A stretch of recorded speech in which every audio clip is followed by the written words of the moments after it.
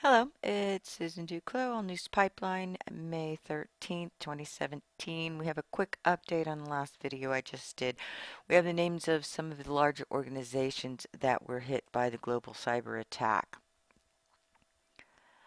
NHS, the British Public Health Service, world's fifth largest employer with 1.7 million in staff, was badly hit with the Interior Minister Amber Rudd saying around 45 facilities were affected. Several were forced to cancel or delay treatment for patients. Pictures on social media showed the screenshots, and we're going to show you one of the screenshots once we're done here, showing you what they um, are seeing when they open their computers to try and do their jobs. Another company was Renault. French automobile giant was hit, forcing it to halt production at sites in France and its factory in Slovenia as part of measures to stop the spread of the virus. Nissan's UK unit in Sunderland was hit also. Russian banks and ministries. Russia's central bank was targeted along with several government ministries and the railway system. The Interior Ministry said 1,000 of its computers were hit by the virus. German railways. Germany's Deutsche Bahn national railway operator was affected with information screens and ticket machines were hit. Travelers tweeted pictures of hijacked departure boards showing the ransom demand instead of train times. Oh, that must have been very interesting. FedEx, U.S. Package Delivery Group, acknowledged it had been hit by malware, said it was implementing remediation steps as quickly as possible. Telefonica, Spanish telephone giant, said it was attacked, but the infected equipment is under control and being reinstalled. And Swedish engineering firm Sandvik. Computers handling both administration and production were hit in a number of countries where the company operates, with some production forced to stop. Those are the main ones. Let's take a look at the screen that these people were seeing.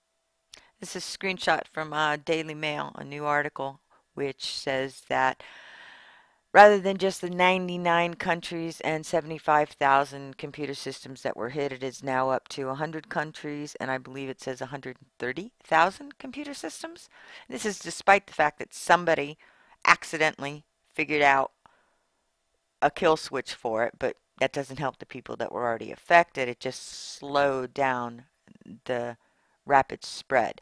So this is what they are seeing. Oops, your files have been encrypted. It has the thing, what happened to my computer, and it says your important files are encrypted, yada yada. Can I recover my files? Sure. You have to pay. They have Bitcoin there. It gives you, they'll raise the payment if you haven't paid by X amount of time, and this is the amount of time you have left before they raise the payment. And if you don't pay, your files will be lost on, and they give the date, and it tells you how much time is left. How sweet of them. Oh my, okay, let's go up here a little. Yeah. Um, what this is a global task force has been issued to try and catch these guys.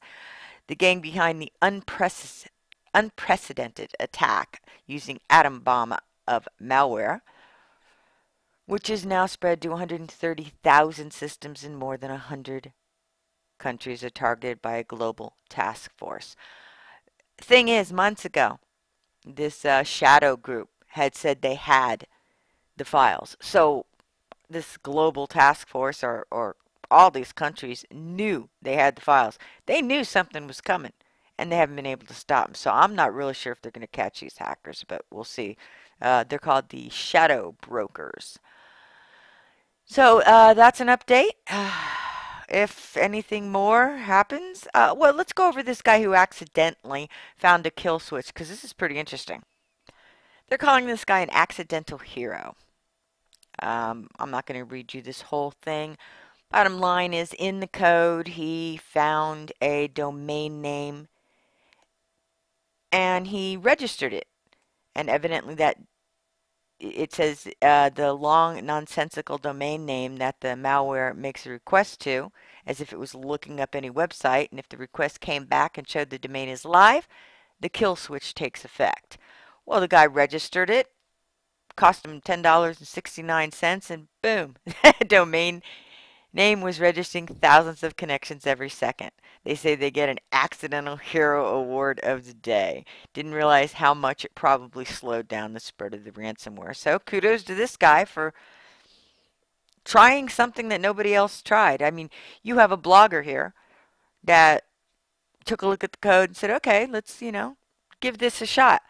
And you have all these experts from all these countries and not one of them thought to do this? What does that tell you? Okay, have a good day, folks.